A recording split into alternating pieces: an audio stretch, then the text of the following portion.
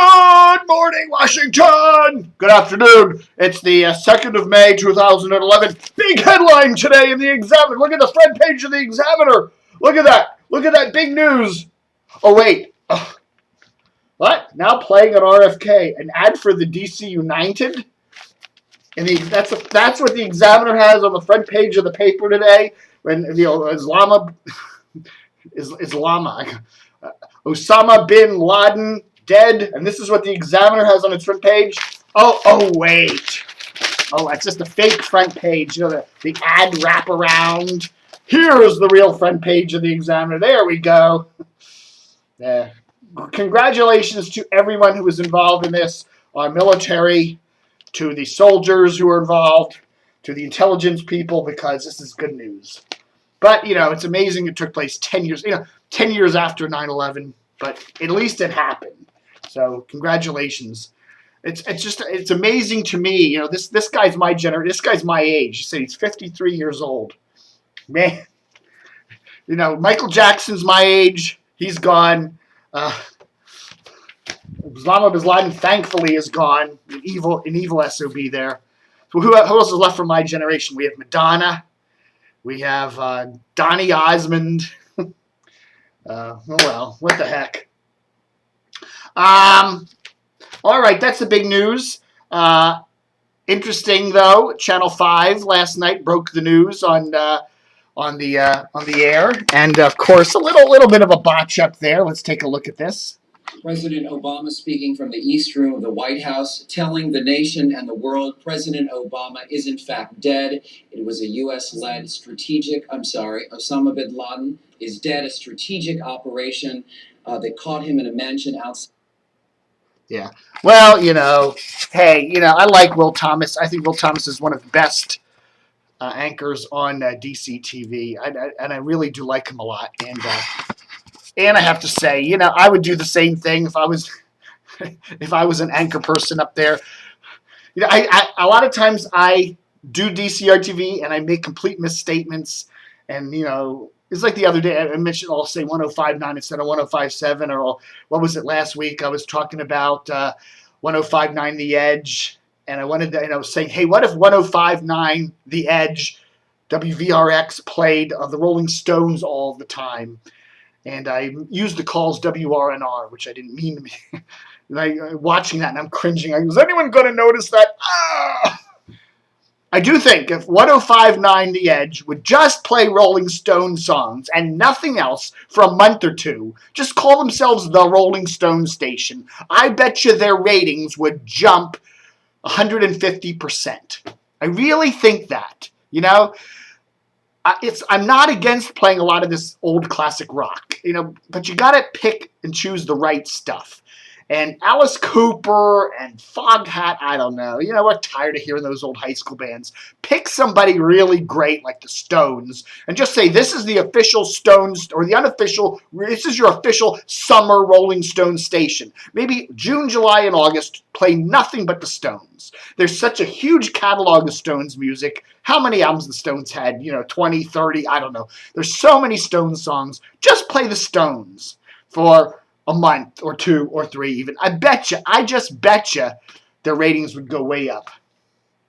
Knowing WVRX, knowing the 105.9 The Edge, they probably say, well, let's play a whole month of Alice Cooper. Oh, please. I'll pull my hair out. Oh, wait. Tip of the old hat today to the great Rusty Gibson. Rusty's one of our buddies here at DCRTV. He has a show on WEBR, Fairfax Radio there on channel, what is it? I can never remember. Channel 37 on Cox, 27 on Comcast in Fairfax County. You can see it on one of the Verizon channels too, whatever that carries at Fairfax Public Access Channel, the radio station, and at fcac.org. Rusty's a great guy. He has a Friday little radio show on that station. He's got some health problems. He was in the hospital for a while, and he's got to go in for some more tests. So we're all praying and hoping that everything turns out good for Rusty. So, Rusty, we're all in there for you. Thumbs up for you. You're a good dude. Great radio show Rusty does. I'm doing all that backwards. A great radio show Rusty does. on a Fridays, 5 o'clock. He plays a lot of really cool, deep classic tunes, which should be heard on the radio, don't you think? Okay, reading today's style section in the Post. 4 big broadsheet pages of coverage of the White House Correspondents' Dinner. Look at that. Look at that big, dominating woman there. And, I don't know, man. As I've said many times before, this has gotten too crazy. There's one website was reporting that the swag bags that were given away at the People Time booth, which is, they carried $600 worth of freebie stuff, from coupons to gifts. I mean, to give a swag bag out with $600 worth of material in it, it's just insane.